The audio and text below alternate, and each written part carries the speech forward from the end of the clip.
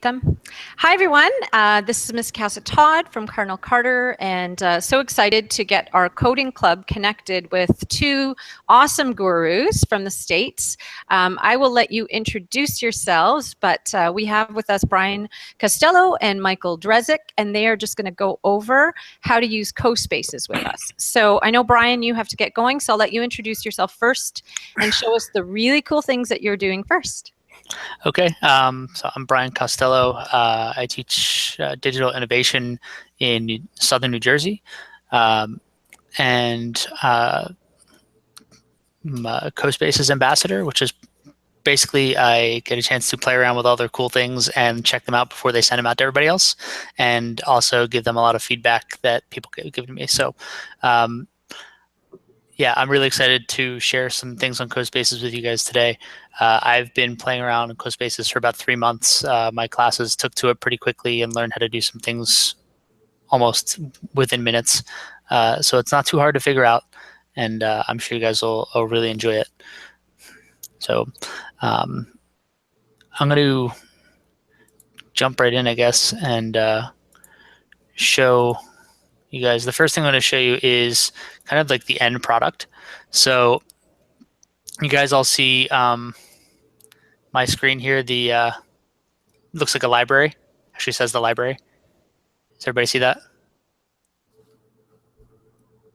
We do. I do. So I'm sure they Okay, do good. too. Yeah. So this is part of a game that I created for an ed camp here in New Jersey, based on the board game Clue. I'm getting laggy. It's not happy with me because this is a heavy graphics. There's a lot of graphics in this game. So basically, you can't leave the room. There are all kinds of clues to be found, and every time you interact with objects, they say things. So you can, click on the bookcases and books drop out. People talk. You click on different people. They do different things. They walk around. They look for books. And then, of course, I'll be giving away a little bit of a secret. I created a hidden passageway where people can start exploring beyond the bookshelves here. And all this, to be honest, all this is created with CoSpaces. It's also created all in block code, which I know Mrs. Casa-Todd mentioned you were starting to take a look and interested in doing Java. It's amazing how much is capable just with this. So like, here's some secret passageways, and it's a little tight there. I'm gonna have to loosen that up a little bit. So I'm gonna drop back now and let you see kind of behind the scenes. So this is my building platform. Basically, I sealed in the room so that nobody could leave. I left some things out here.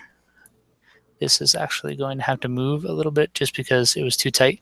But so as you can kind of see the platform, the whole thing, there's space outside, like the books that drop down are above, and all that is done in this coding piece here. So the one piece of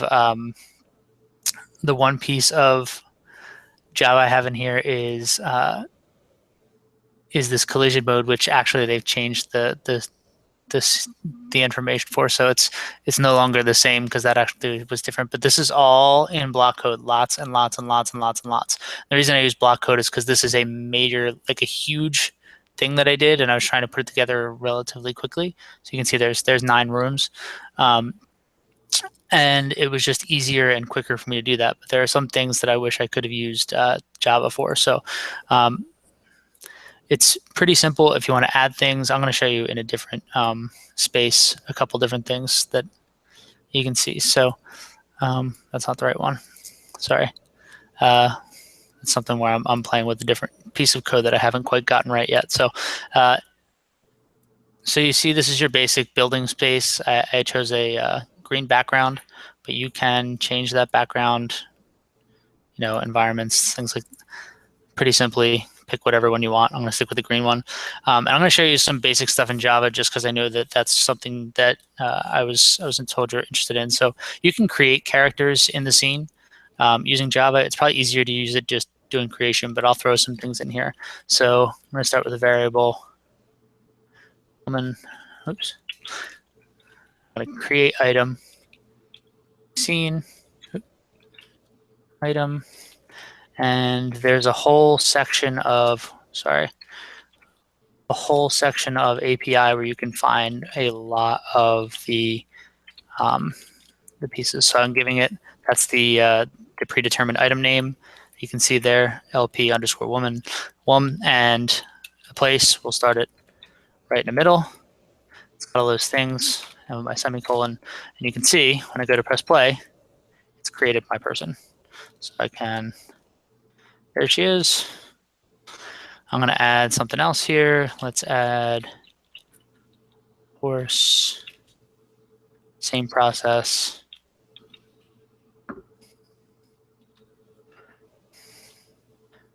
This time just changing the name, and we'll put that in a slightly different place.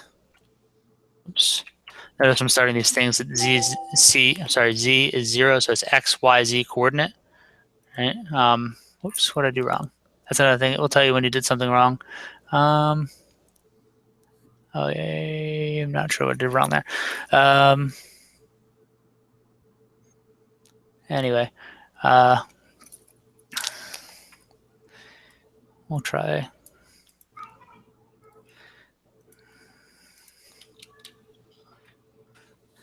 All right. Now I've got my horse. You can do things like change the colors. You can do other things.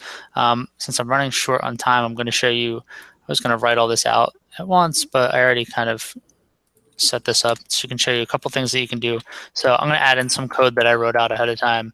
Oh, don't tell me it's not going to work now. Of course it's not. Oh, that's why. Forgot to set that variable. So Java is something I'm pretty good at reading, but not awesome at writing from scratch. So I did pre-write this out, so I made sure it worked so you guys could see it. So what's going to happen here is I'm sending the woman and the horse. When I click on the woman, it's going to come up. It's going to say click her before I click on her. When I click on her, she's going to say hello. The horse is going to say goodbye. The horse is going to run away. A dog will show up. The dog will be this color, RGB, which turns out to be gray. The dog will say bark, bark, bark, and move next to the woman. So see, nothing's happening. There's no dog. When I click the woman, all those things happen in unison. There's so much more you can do with this, but that's really your basic. That's your basic Java work. Pretty much every time they make something new in Java, they create the blocks and block code as well. So if you're having a little trouble with the Java, they'll run in tandem. So your JavaScript will run first, and then your block code will run second. So you can actually have them go side by side. So those are just some cool things. I've got a number of projects that you can see. I've got stuff. My classes have made projects similar. Oops, I got to stop sharing before I close that window out. So my classes have made projects like that as well. Not as complex as the one I'd made for EdCamp, but for some of the other ones where they're just telling a story or using the code to have their characters interact.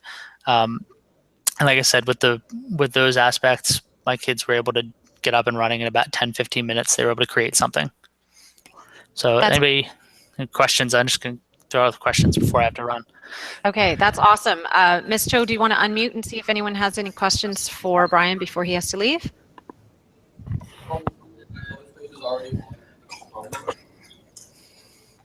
Sorry, one of the questions is just he wants to know that CoSpaces is available on Chromebooks already as an app, or?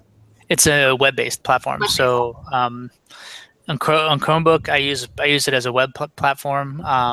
It is available as an app on iPads, and you can still build on the iPad app. And then when you go to view anything, you can view it on any device with an app. Or web-based. The web-based on like a phone or an iPad will take you to the app.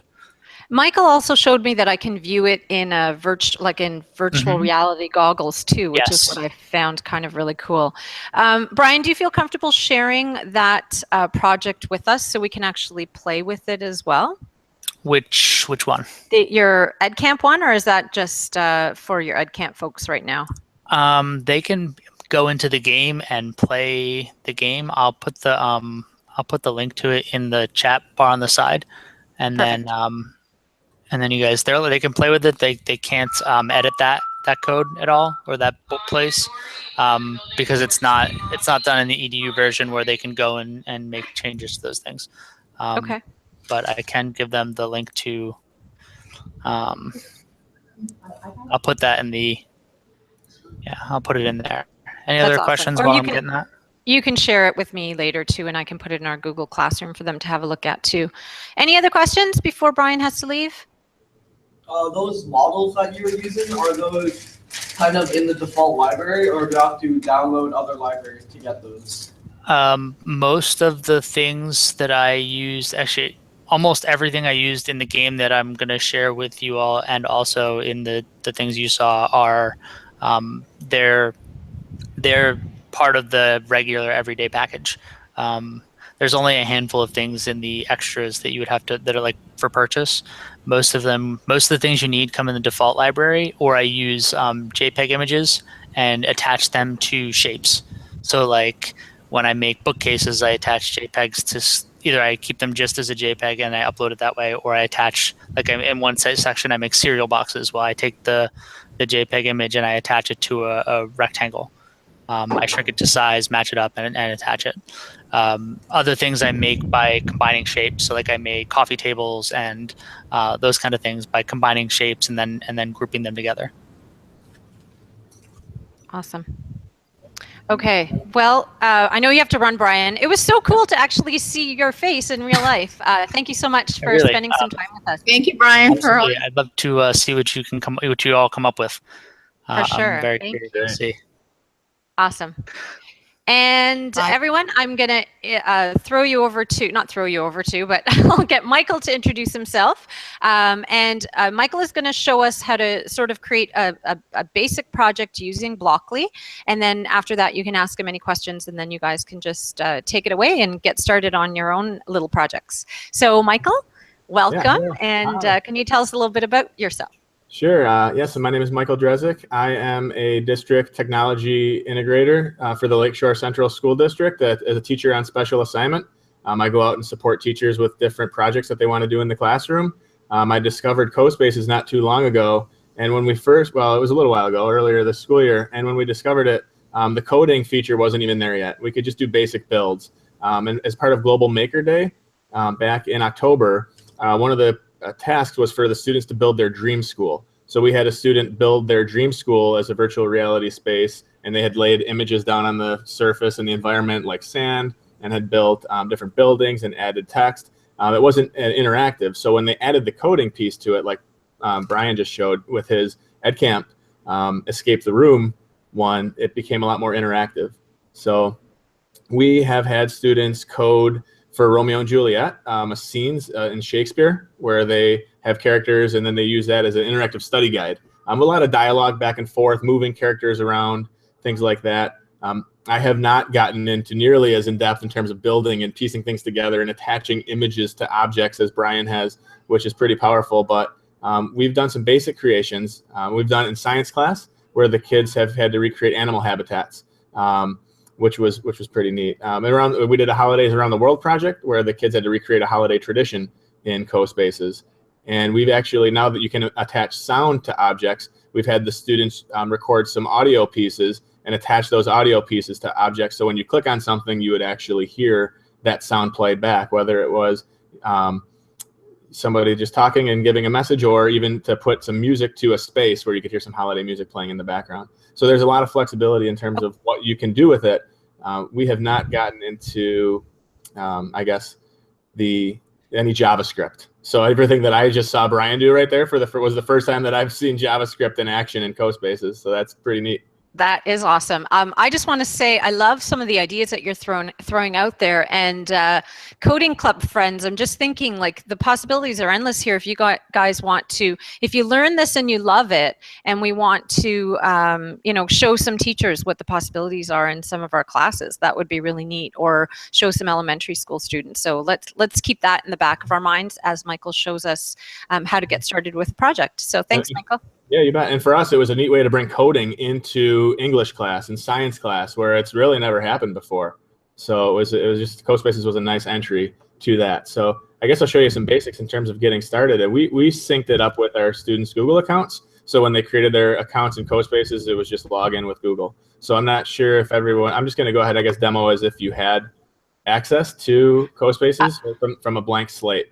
Okay, I think we should have a very easy Google integration because we are a Google Apps for Education school. So if you can show us that, I'm sure that'd be great. Yeah, and I'm just thinking of that space that Brian had built. I'm just thinking of the amount of time that would have taken to create those 9 rooms with all of that interactivity. I'm thinking that's a project that would take hours upon hours.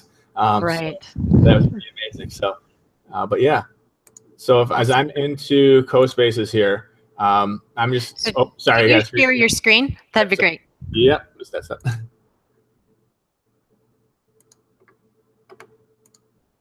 All right, can you see that? Yes. You know what? Let me just make sure. I don't think. Can you guys see it? It flipped on for a second. Yeah. Okay, so let me. There There. we go. Yeah. Perfect. All right, so when you get to this landing page, obviously you would go through the sign up process, and then you could sign up with your Google account.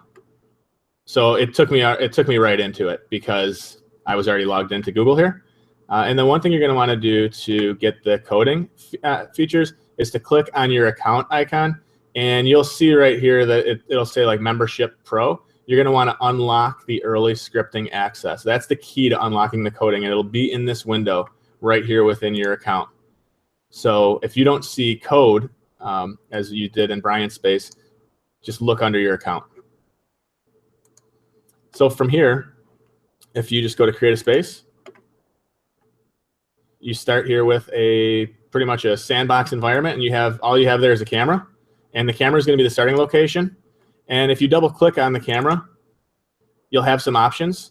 So as you notice, as you're walking through a space, as you could think of Brian's escape room, he probably had collision turned on so that you didn't walk right through objects. If you uncheck that box, you will you become invisible and just go right through. You can walk right through a person or a wall. You can fly, orbit. You can change the movement speed that somebody will move through your project. If you feel it's too slow, you can turn it up. So that is a little bit behind the camera. You have a lot of different options here, but on all of CoSpaces, you just double click an object to pull up the options for it. And you can raise it up if you want to get a higher viewpoint. And in this case, with most objects, you'd be able to make things bigger or smaller. The camera, obviously, that doesn't work.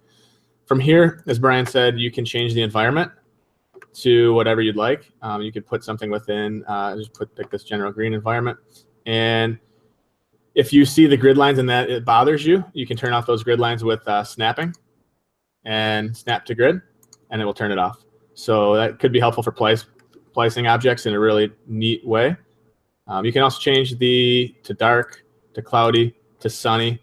Certain environments allow it. Certain environments are set to a night scene, like this village here. You don't get the option to turn on sun or the clouds or anything like that. So just know that that's unique to the environment.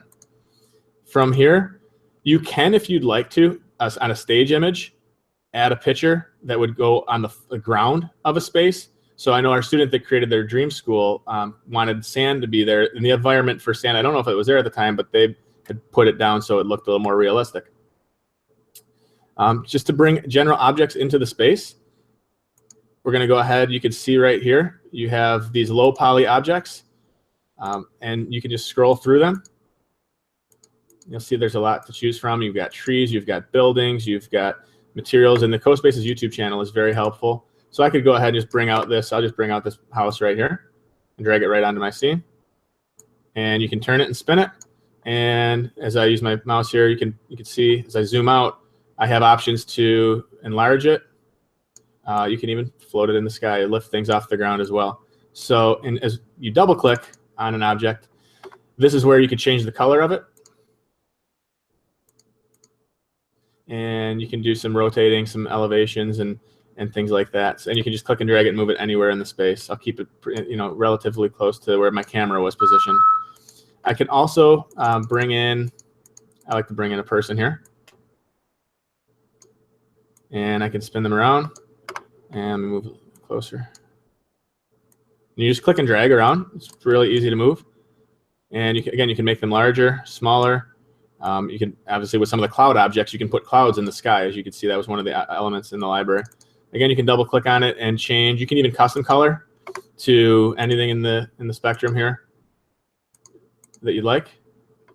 And I guess before you can get coding on anything, you need to name objects. And as you can see, I have code enabled right up here in the top right. So from here, I could go ahead and double click on this person, and I can go ahead and give them a name. It's the second object down. I believe in the JavaScript that Brian was doing is where he was getting these item IDs, is where you could pull them if you would like to code a little bit more in depth in JavaScript. So what I'll do is maybe I'll just name this person. I'll just name him Michael. That'll be me. And if you just click off of it, it doesn't save. It's really important that when you name an object that you press enter. That's the key to making it stick. And then if you'd like that name visible, you can turn the switch on, and as you can see,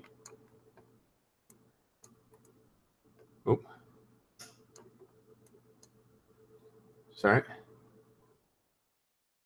You can see now that the name is appearing. If you'd like to code him to do something, you just simply activate the code.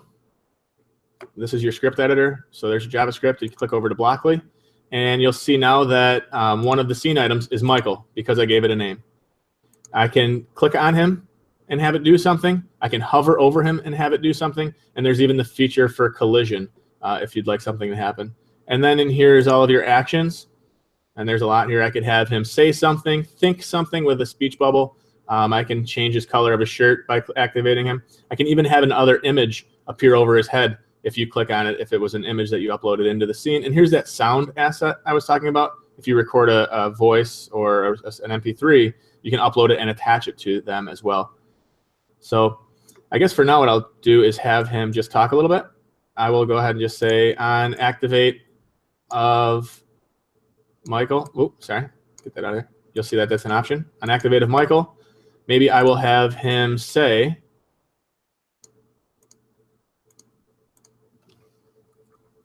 this is CoSpaces.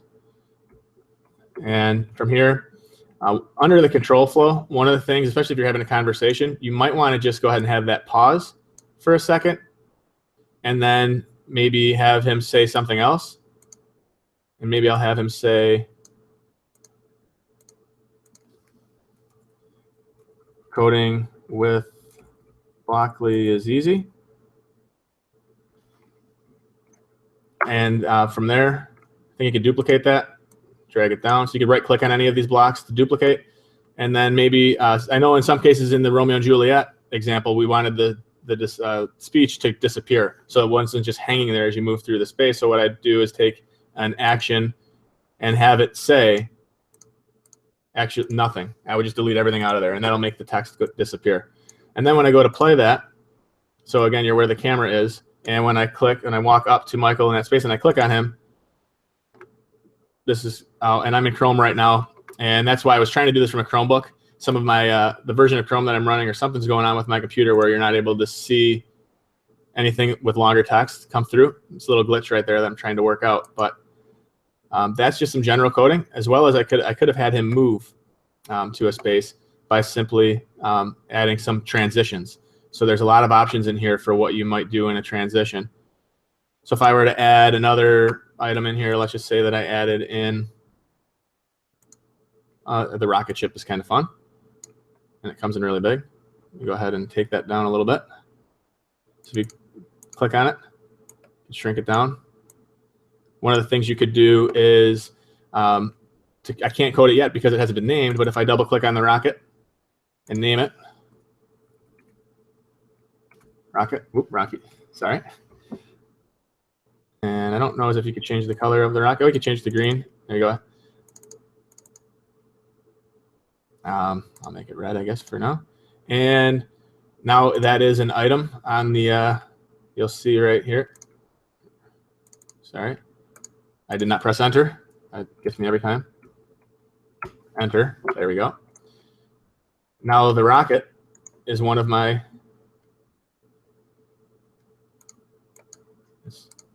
scene items. So I could say, on activate of the rocket, maybe move the item, move the rocket, I don't know, 15 meters up in 2 seconds. So at this point, when I click play, I click on the rocket and it takes off. So there's just some general coding. Obviously, you can get really in depth and really complex. One of the things that I've had students do is, if you're not happy with the library and some items that are in here, you can actually go into upload images and bring your own in. As Brian had said, he had put pictures of a bookshelf and attached it to the rectangle object, and that's how he did that. Well, if I were to go out to Google, for example, and I just pulled up, I could do the CN Tower. Well, and maybe I go to my tools. I'm looking for, images. I'm looking for images that are transparent. So PNG files? So yeah, right. And if this one, for example, of the CN Tower is a transparent image. And if I go ahead and I'll just save this one. I'll just throw it on the desktop real quick so it's easy to find here. If I go back to CoSpaces, to my space, and I upload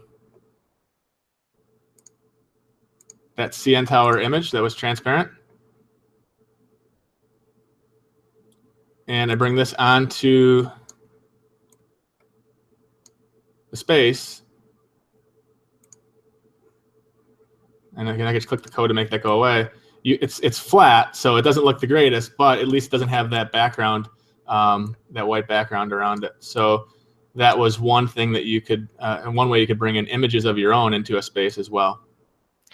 Okay, Michael, I think I'm going to pause you right here because you've given us so much to get started, and I know the kids are probably anxious to start their own stuff.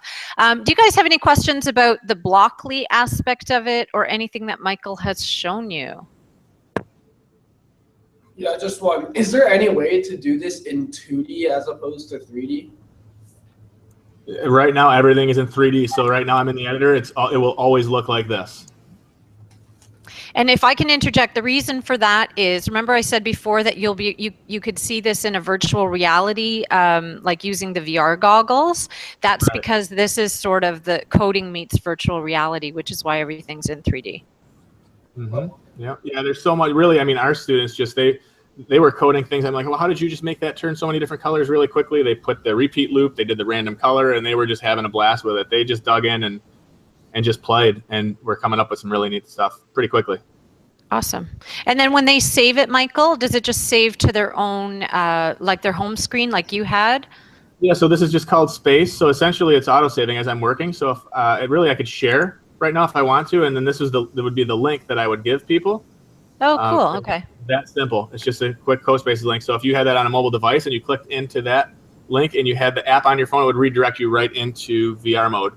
You'd have the option to either just look at it on the device or turn it into the Google Cardboard, the VR viewer mode.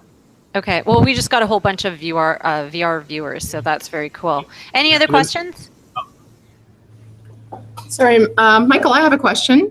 Sure. For the classes, how many hours would you say that took students to, like, for instance, create that Dream School? Yeah, it was they did that Dream School in 2 class periods. So about 40 minutes each, probably a half hour each when it was all said and done. So in about an hour, I would say they did it. And then I would say we tacked on, they did the voiceover. So they narrated themselves using a tool called a web voice recorder, Vocaroo, and just attach the MP3. Right here in the environment, you see there's a stage sound. If I were to click on stage sound, it just goes out and looks for an MP3. So you would hear that sound playing anytime anyone was in the space. And then if you add scenes, so I could add a new scene, just like in a slideshow, and that's what Brian had. I think he had 9 different scenes in his project, in his escape game. So it can play like a story where you can jump from one scene to the next. Cool. And then it's right here is your gallery or your spaces, and you could easily rename that to something of your liking. So and then the gallery obviously is here for you to explore. If you'd like some inspiration, check out their gallery of different projects that they've done. Some of these are done professionally. Some of them were submitted by other people, but there's really a lot of good ideas here. So when the kids create theirs and they want to submit it to the gallery, they can do that too? There's no spot to submit it to the gallery, but I know that their CoSpaces themselves, like if you share it with them and maybe you tag it, maybe share it on social media, if you're really proud of your work, they would put it here. Oh, wow. Okay. So we can, I know I follow them on Twitter, and Yep. they're in Germany, so there's a bit of a time difference, but that's good to think about. Yeah. All right. Yeah, they did a whole blog post on the Dream School for our student, which was really neat. So they're really nice about sharing out awesome work. Oh, neat. That's awesome. Okay, guys, any other questions? I know you're probably anxious to play. Yeah, You're already that's the best thing to play. All right, Michael, thank you so much on behalf of our students at Cardinal Carter. And I know you're just a click away if we have any other questions. So I really appreciate you taking the time to share with us today. Yeah, thank you so much. very much, Michael. Thank you. Thank Guys, have you. fun. Enjoy. I can't wait to see what you create.